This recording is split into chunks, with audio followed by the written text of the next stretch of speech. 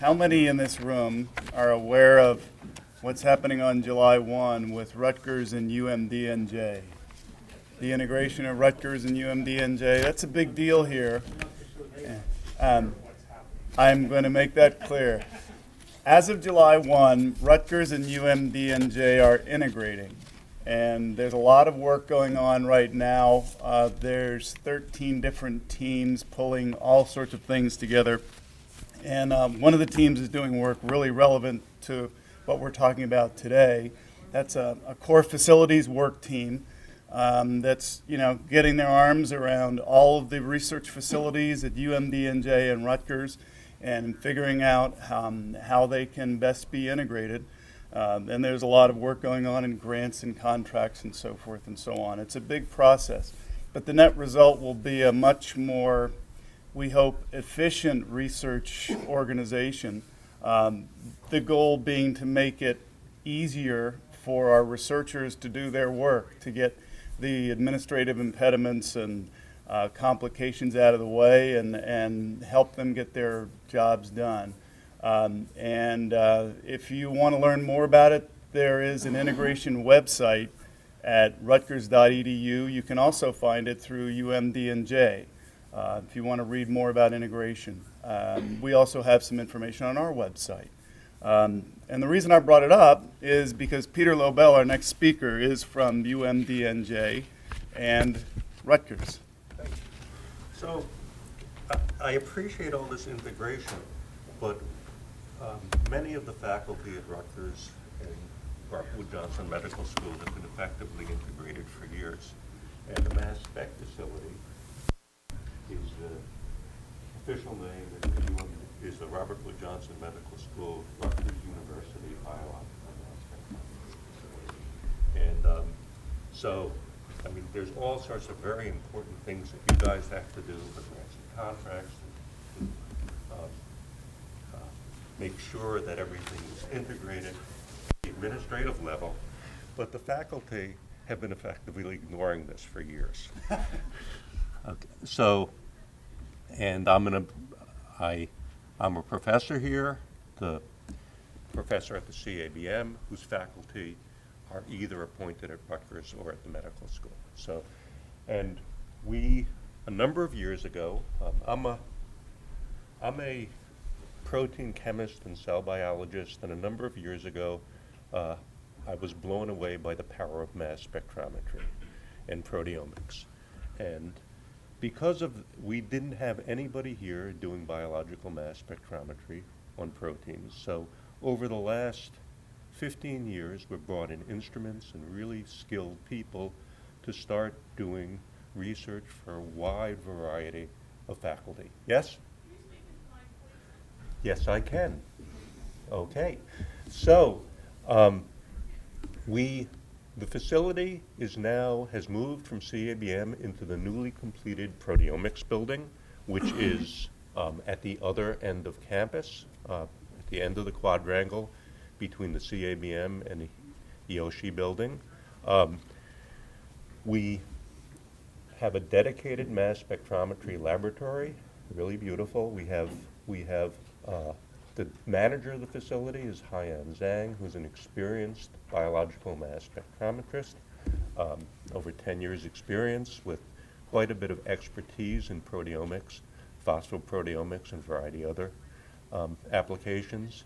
We have two individuals, Kaifeng Zhang and Mei-Chin Wan, who, so Haiyan operates and manages the day-to-day operation of the facility, and Kaifeng and Mei-Chin do a lot of projects on behalf of users.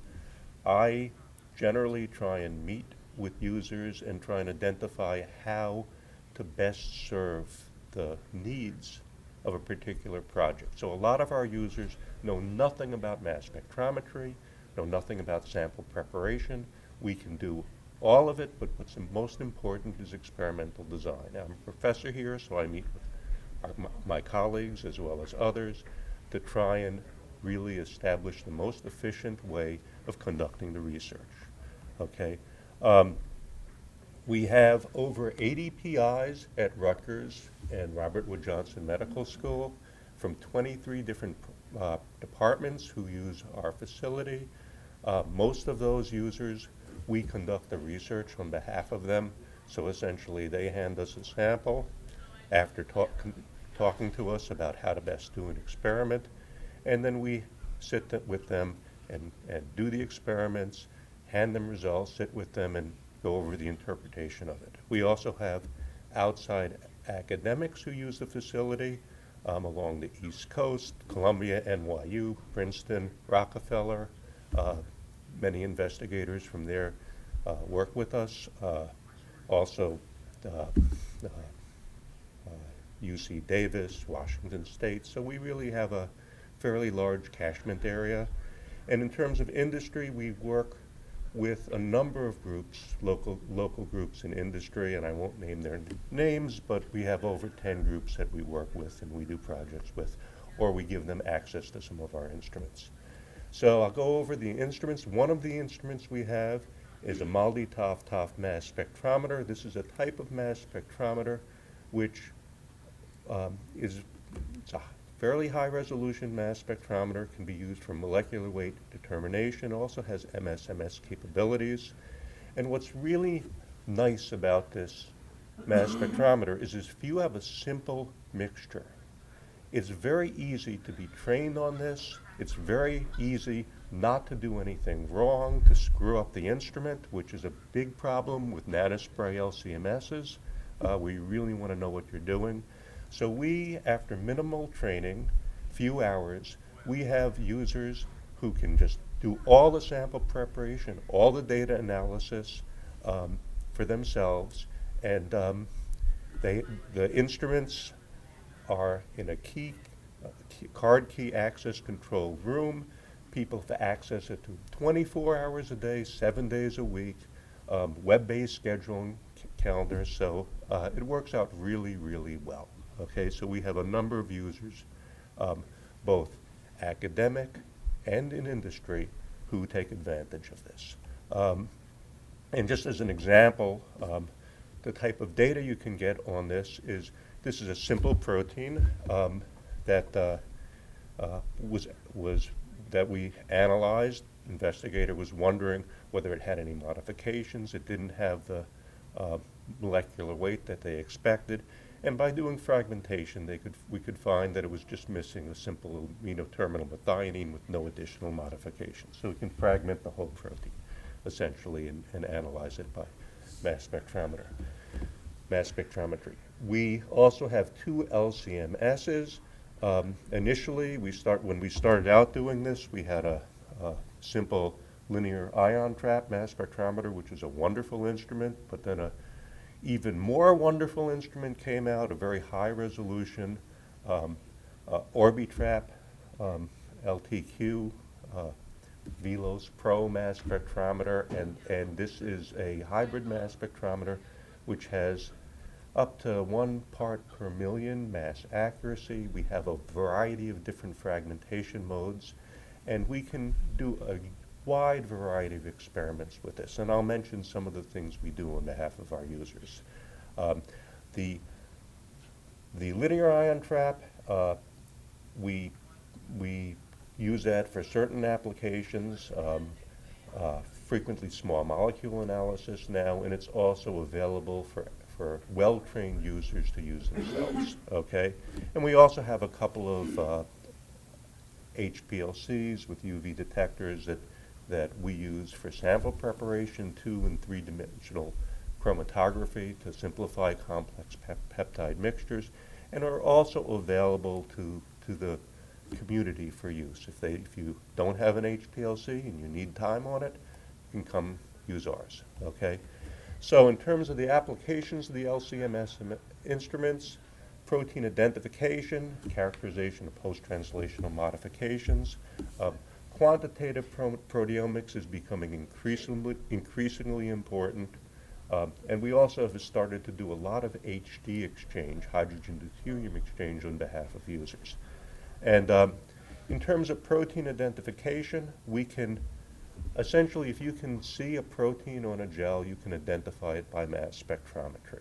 And here we do many of these. Users give us a gel or a sample, and we can digest it with trypsin, essentially run nanospray LCMS, do database searches, and find out what's in the mixture and report it to them. Now, the problem with proteomics and mass spectrometry these days is it's extremely powerful, and with great power comes great responsibility. And that means that if you take any sample, you think it's pure, you find hundreds of proteins in it, okay? So one of the things we can do frequently, so people bring precipitates, okay? They want to know what's in their immunoprecipitate. You'll find hundreds of proteins. Many of them will be not of interest, okay? So the same type of technology, the same type of experiment you use for qualitative analysis, you can use for semi-quantitative analysis. So if you then go and analyze a suitable control and analyze them both, you can essentially count the number of times you identify each protein, and you can get an indication about what's real, what's of interest, and what's not of interest. Okay, so we do that with very little additional effort. Post-translational modifications, we've had a variety of different post-translational modification projects over the years. Frequently, one of the biggest one is phosphorylation. The facility is really adept at this, and in a project we work with Isaac Ettery at Rutgers, essentially looking at Drosophila purr, take this protein, digest it with a number of different enzymes, enrich phospholipopeptides in a titanium oxide column, do high-resolution LCMS, nanospray LCMS on that, and in fact, the facility was able to identify 42 phosphorylation phosphorylation sites on Drosophila purr. And Isaac had been working with a very specialized group in Germany for years doing this, and this got all of them and more. So essentially, the facility is pretty good at doing this type of thing. Quantitative proteomics is also very important. I won't go into any details, but there are a number of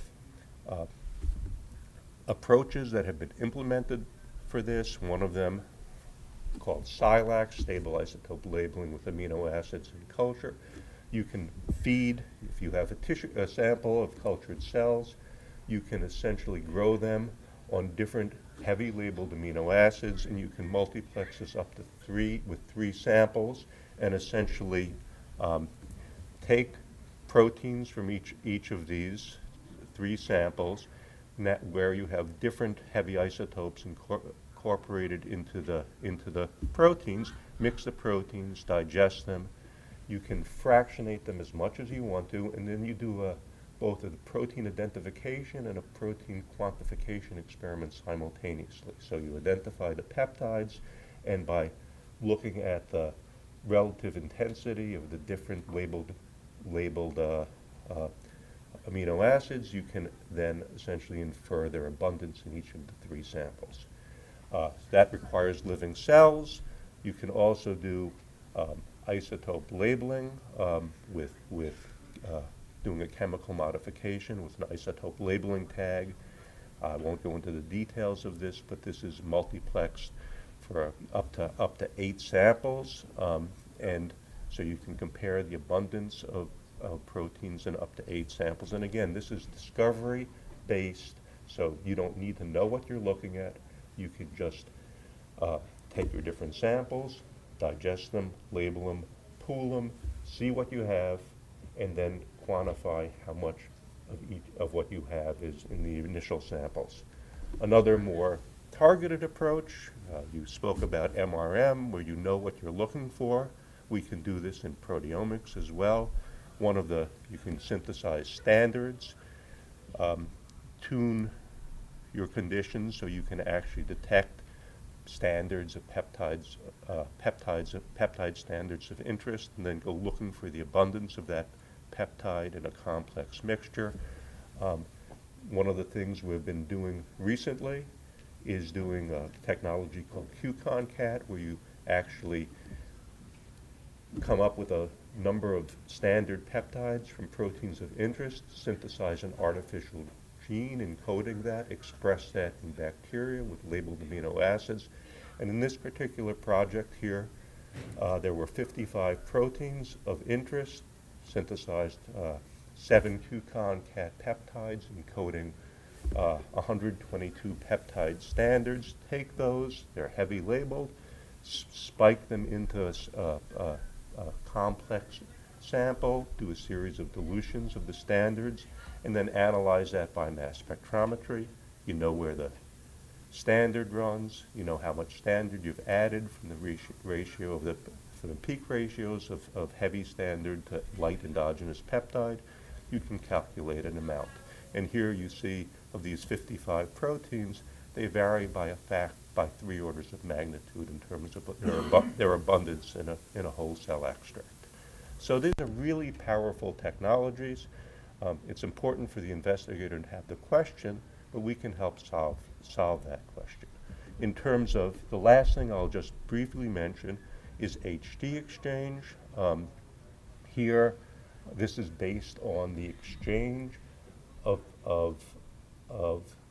hydrogens on amide bonds on the peptide backbone. So things that are accessible, solvent accessible, will exchange rapidly when you add D2O to the solvent, and ones which are very well packed do not exchange. So we incubate a protein in a D2O solution for various periods of time. You can do that with or without drug, or with or without a binding partner.